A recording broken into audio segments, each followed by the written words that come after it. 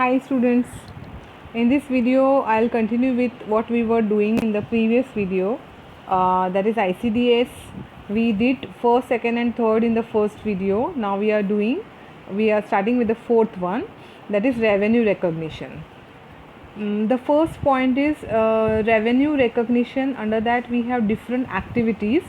Okay, base for recognition of revenue arising in the ordinary course of activities from, okay, so from what? From sale of goods, from rendering of services, or by use by others of other person's resources, earning interest, royalties, dividends.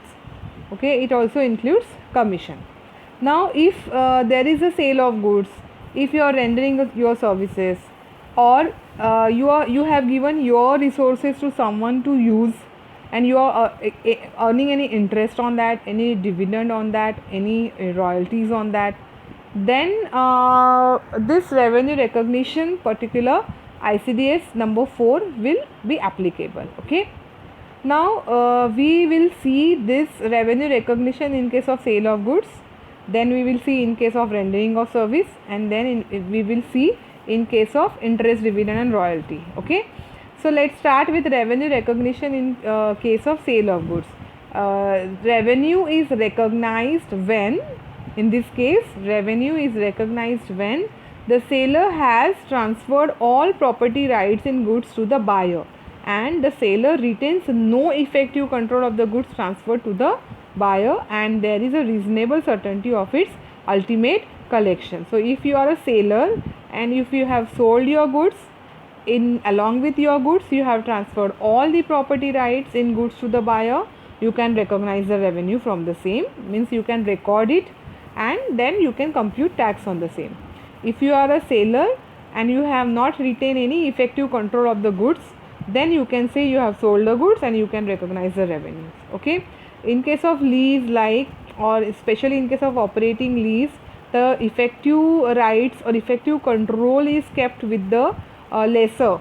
That time it is not called as revenue from sale of goods. Okay, that time it will not be called as revenue from sale of goods. When you have transferred the property in goods, उसके नाम पे goods कर दिए हैं, उसके नाम plus तुम्हारे पास उस गुड्स का कोई कंट्रोलिंग नहीं है, that time you can say you have sold the goods. Okay, and secondly reasonable certainty of its ultimate collection. So you know that whatever goods you have sold, reasonable, there is a surety that you are going to collect the amount for the same. That time you can recognize the revenue in the books of account and you can calculate the tax on the same. B point is revenue recognition in case of rendering of services. It should be recognized by percentage of completion method. So what this ICDS 4 tells us, that revenue recognition in case of rendering of services should be recognized by percentage of completion method. But in case of services are provided by an indeterminate number of acts over such period, revenue is recognized on straight line basis. And in case of duration of service contract is not more than 90 days, revenue is recognized when rendering of services under contract is completed or substantially completed. I will explain you third point first here. In case of duration of service contract is not more than 90 days, मतलब 90 days है या उससे कम है duration of service, 90 days से कम period में तुम service provide करने वाले हो, so the revenue from the same is recognized when rendering of service under the contract is completed or substantially completed.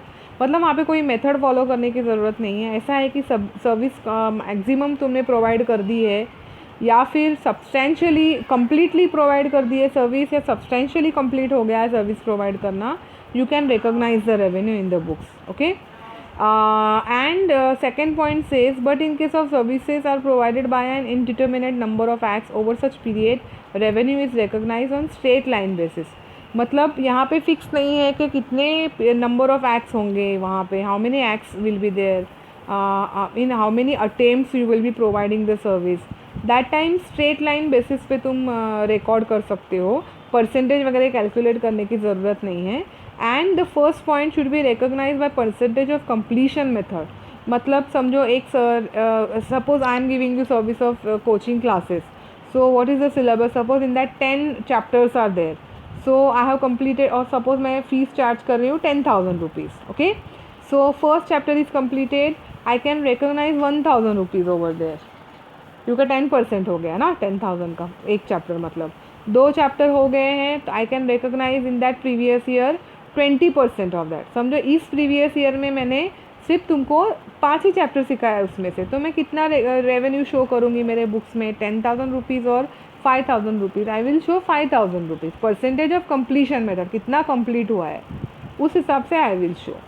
Okay, suppose I have completed entire whole syllabus of 10 के 10 units मैंने complete कर लिए. So what is the fee? 10,000 rupees. Entirely I can recognise, I can show and I can pay tax on the same. Got it? Then in case of interest, dividend and royalty, interest dividend royalty के case में how to recognise interest dividend and royalty. In case of interest, recognise on time basis. So monthly, वैसे यहाँ पे percentage of completion ऐसे कोई नहीं लगेगा यहाँ पे method. It will be recognise on time basis. So suppose 3 months का ड्यू हो चुका है interest on some investment, so you can recognise that. Interest on refund of any tax, duty, cess shall be recognized on receipt basis. सो अगर तुमको कोई tax और duty पे refund है, उसके ऊपर इंटरेस्ट मिल रहा है, सो जब मिलेगा that time you have to show in the books on the receipt basis, it is recognise. But in case of interest on investment on और securities, you have to recognise it on time basis. मतलब समझो तुमने 1 जनवरी को कहीं invest किया है, तो 1 जनवरी से लेके तो मार्च तक जितना भी इंटरेस्ट होगा टाइम बेसिस, मतलब 3 मंथ्स हो गए. So that you have to recognise in your books whether you have received और not received. Okay, dividend recognise as per income income tax provision में डिविडेंड के लिए सेपरेट टॉपिक है, separate section है. So you have to follow that. Royalty recognise in accordance with the terms of agreement. अगर agreement नहीं है तो कोई सिस्टमैटिक और रैशनल बेसिस पे तुम रिकोगनाइज कर सकते हो. सो डिविडेंड और रॉयल्टी के बारे में ये ICDS 4 है, वो इतना कुछ नहीं बोल रहा है. पर interest, in case of interest it should be recognise on time basis, and in case of interest on refund of any tax, duty और cess, it shall be recognise on receipt basis. Okay, what you have to disclose. So the first point was about what are the different activities where revenue will be recognized. If you have sold the goods, if you have rendered the service, if you are on royalty, how you are going to, when you are going to recognize the revenue in the books. That was the first point. And the second point is disclosure. Amount of sale of goods not recognized and reasonable cause thereof, reasons thereof. तो तुमने कोई goods को cell करे हो लेकिन उसका तुमने revenue recognise नहीं करे हो, मतलब तुमने बुक्स में नहीं शो करे हो, इनकम नहीं बताया. सो क्यों ऐसा किए हो तुमने? What is the reason for the same? Amount of sale of service recognise during the previous year. Okay, amount of sale of service recognise during the previous year. तुमने सेल ऑफ सर्विस किए हो और recognise किए हो. Method use to recognise service, कौन सी method use करे हो? जैसे कि हमने देखा है यहाँ पे सर्विस रिकॉग्नाइज करने की परसेंटेज कंप्लीशन मेथड है, या फिर अगर इनडिटर्मिनेंट है तो स्ट्रेट लाइन बेसिस पे तुम ले सकते हो, या फिर तुम ले सकते हो कंप्लीट कितना हुआ है, व्हेन इट इज़ कंप्लीट. अगर 90 डेज से कम पीरियड है तो जब पूरा कंप्लीट होने के बाद में तुम रेवेन्यू रिकॉग्नाइज कर सकते हो वहाँ पे. ठीक है, जैसे कि समझो मैंने तुम लोगों को कहा कि I will complete your FA syllabus in 90 days, within 90 days. समझो 89 डेज में मैं तुमको बोल रही हूँ that I am completing. Okay, so when I complete the entire syllabus that time only I will recognise the revenue. समझो इस previous year में मैंने स्टार्ट किया लेकिन कंप्लीट ही नहीं किया, नेक्स्ट प्रीवियस ईयर स्टार्ट हो गया लेकिन सिलेबस कंप्लीट नहीं हुआ, तो नेक्स्ट प्रीवियस ईयर में मैं उसको शो करूँगी मेरे इनकम में. Okay, then amount of cost incurred, profit recognise, amount of advance received, amount of retention. ये कंस्ट्रक्शन कॉन्ट्रैक्ट की तरह है थोड़ा. अब कुछ एडवांस मिला है क्या, कितनी कॉस्ट इनकर करी, कितना प्रॉफिट रिकॉग्नाइज किया, कोई अमाउंट ऑफ रिटेंशन है क्या, that also. Amount of retention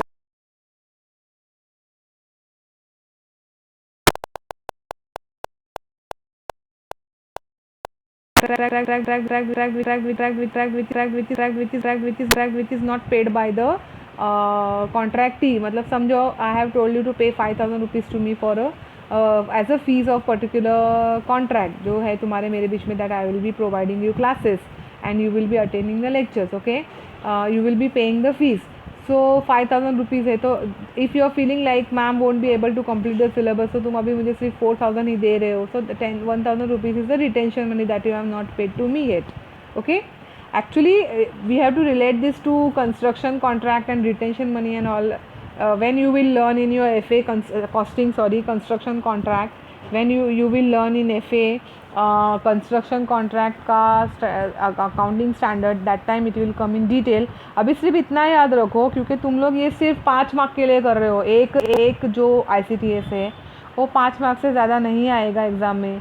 plus if you are able to do the sums, जो है पहले जब लास्ट क्वेश्चन ये शॉर्ट नोट का रहेगा, लेकिन अगर तुम सम्स अच्छे से कर लेते हो and you are very confident about it, you may not write also, you may not attempt also this question. Okay, तो सिर्फ इतना याद रखो, डिस्क्लोजर में क्या करना है, कितना रिकॉग्नाइज किया है, नहीं किया है तो what is the reason, services के बारे में कितना रिकॉग्नाइज किया है, कौन सी मेथड यूज़ करिए रिकॉग्नाइज करने के लिए, सर्विसेज का रेवेन्यू, क्या कॉस्ट इनकर करिए, रिटेंशन मनी की अमाउंट कितनी है, एडवांस इंस्टीट्यूट कितना है, this you have to disclose. Okay, next ICDS is ICDS 5, tangible fixed asset. Okay, tangible fixed asset, the first point is A is scope. Tangible fixed asset in production, manufacturing, providing services, business. So this standard, this ICDS number 5 is applicable to the tangible fixed asset which are used in production, manufacturing, for providing services or any of your business activity.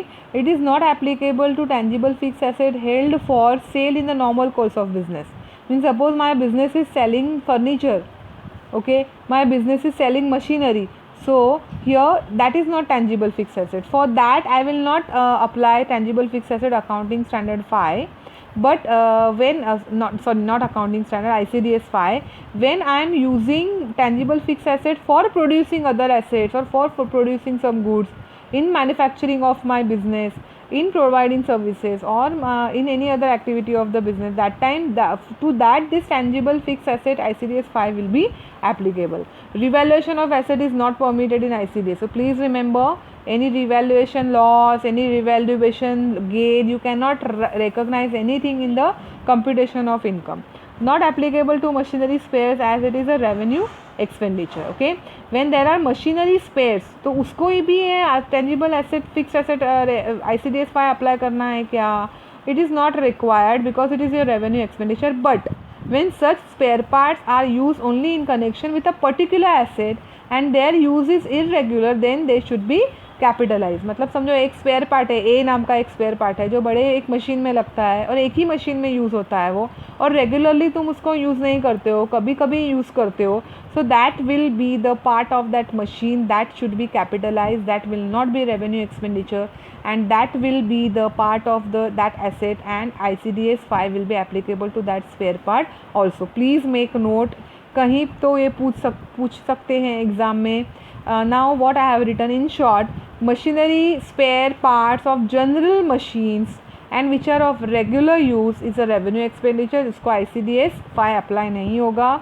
Machinery spares of specific machine which is in use in irregular way, which is not used regularly, that is a capital